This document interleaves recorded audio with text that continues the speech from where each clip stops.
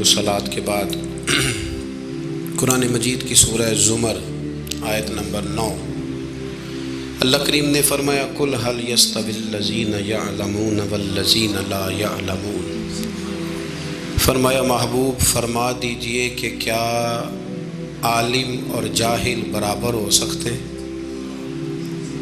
عالم اور جاہل برابر ہو سکتے ہیں؟ یہ برابر نہیں ہو سکتے۔ عالم عالم ہوتا ہے اور جاہل جاہل ہوتا ہے۔ یہ بات اگر کوئی عالم کرتا تو لوگ اس پر اعتراض کرتے،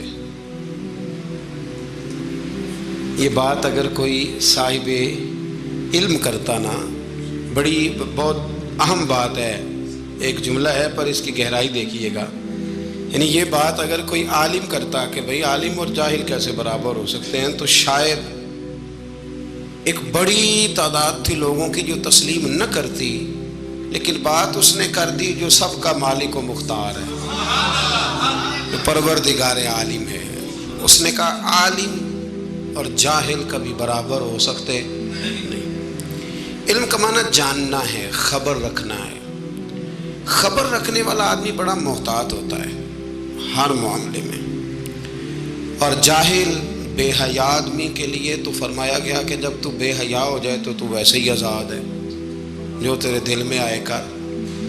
جب تک انسان علم میں ہوتا ہے تو کچھ حیا میں ہوتا ہے، اس کا ایک دائرہ کار ہوتا ہے، وہ اس کے اندر بند ہوتا ہے۔ تو علم اسلام کے اندر ایک بڑی محبوب چیز ہے، اسلام نے حصول علم کو پسند کیا ہے۔ میرے نبی کریم صلی اللہ تعالیٰ علیہ وسلم نے فرمایا جس کو اللہ نے علم کے رستے پہ چلا دیا، سمجھو رب کریم نے اسے جنت کے رستے پہ چلا دیا۔ حصول علم اور تمام علوم کی ہم قدر کرتے ہیں۔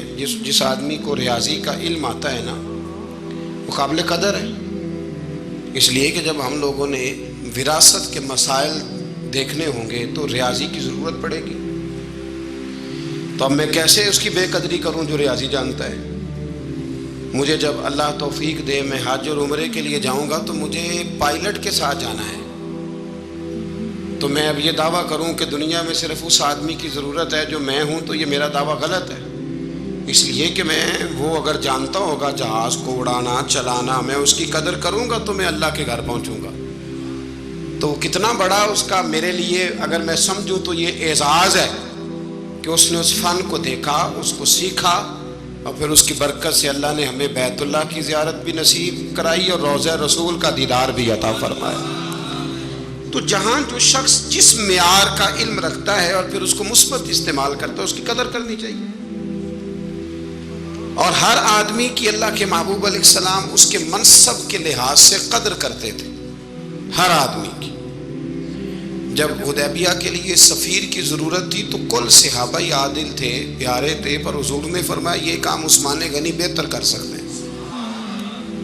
تو اور یہ میرے محبوب کے علم کا کمال ہے کہ حضور لوگوں کی روحوں میں جھانک کے دیکھ لیتے ہیں کہ کون بندہ کس قابل ہے۔ خیبر کی رات حضور نے کیا اعلان فرمایا؟ فرمایا جھنڈا سویرے اس کو دوں گا جو انشاءاللہ فتح کر کے آئے گا، جو فتح سویرے۔ تو بات تو رات حضور نے کر دی تھی کہ فتح ہو جائے گی، اور جھنڈا میں دے دوں گا، تو پھر فتح ہوئی کہ نہ ہوئی؟ تو یہ میرے رسول کریم علیہ السلام کو اللہ نے اعزاز دیا کہ ہر آدمی کی جہاں وہ جس صلاحیت کا مالک تھا اللہ کے رسول نے قدر فرمائی۔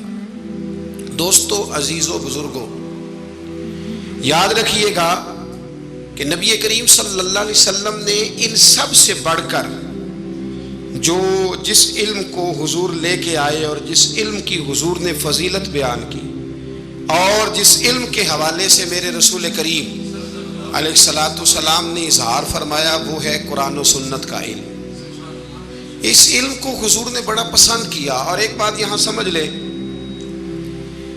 کچھ علوم ایسے ہوتے ہیں جن کا مخصوص کسی شعبے سے تعلق ہوتا ہے۔ ایک مکینک ہے یا الیکٹریشین ہے تو وہ بجلی کے شعبے سے تعلق رکھتا ہے، لیکن اگر اس کو ہم یہ کہیں اس شعبے سے تعلق رکھنے والے شخص کو کہ آپ گاڑی بھی ٹھیک کر کے دیں، تو یہ اس کے لیے ممکن نہیں ہے۔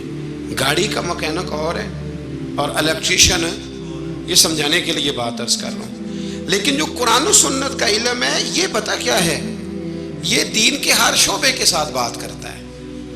یعنی یہ وہ والا علم ہے جو ہمیں زندگی گزارنے کا طریقہ عطا کرتا ہے، جو ہمیں بتاتا ہے کہ باپ کی قدر کیا ہے اور سسر کی قدر کیا ہے، یہ بتاتا ہے کہ اماں کا مقام کیا ہے اور بیوی کا درجہ. یہ ہمہ پہلو علم ہے. یہ ہمیں بتاتا ہے کہ روزی کیسے کمانی ہے، معاملات زندگی کو کیسے چلانا ہے، ہم نے آگے کیسے بڑھنا ہے. تو یہ سارا ہمیں سکھاتا ہے. اس لیے اس علم کی فوقیت عقلاً بھی بہت زیادہ ہے. اور میرے نبی کریم علیہ الصلاۃ والسلام نے جو اس علم دین کو اور دین کے عالم کو درجہ دیا، اس کی جو عظمت اور جو اس کی فضیلت ہے اس کا الگ ایک مقام ہے. حضور صلی اللہ علیہ وسلم مسجد نبوی شریف میں تشریف لائے تو 2 مجلسیں تھیں، 2 مجالس تھیں. ایک مجلس میں لوگ بیٹھ کر ذکر کر رہے تھے، اللہ کا ذکر کر رہے تھے، عبادت کر رہے تھے، تلاوت کر رہے تھے. اور دوسری مجلس میں بیٹھ کر کے لوگ علم دین کی باتیں کر رہے تھے. پتہ نا آپ کو، ہمارے ہاں کچھ ایسے لوگ بھی پیدا ہو گئے ہیں جو کہتے ہیں درویش اور ہوتے ہیں، مولوی اور ہوتے ہیں. میں نے کہا اس کا مطلب مولوی کون ہوتے ہیں؟ کہتے ہیں یہ جو عالم ہوتے ہیں دین کے. میں نے کہا درویش پھر جاہل کو کہتے ہوں گے، چونکہ اگر عالم، درویش کس کو کہتے ہیں؟ درویش اس عالم کو کہتے ہیں جو دین پر عمل کرے. جب وہ عمل کرتا ہے تو وہی درویش ہوتا ہے، وہی فقیر ہوتا ہے. اپنے علم پر عمل کرنے والا وہی درویش ہے، وہی فقیر ہے. تو حضور صلی اللہ علیہ وسلم تشریف لائے تو ایک مجلس علم حضور نے سجی ہوئی دیکھی اور ایک مجلس ذکر میرے نبی کریم علیہ السلام نے سجی ہوئی دیکھی. ان دونوں مجالس کو نبی پاک نے دیکھا اور حضور بیچ میں کھڑے ہو گئے. کھڑے ہو کے فرمایا ذکر والے بھی خیر ہی کر رہے ہیں اور علم والے بھی خیر ہی کر رہے ہیں.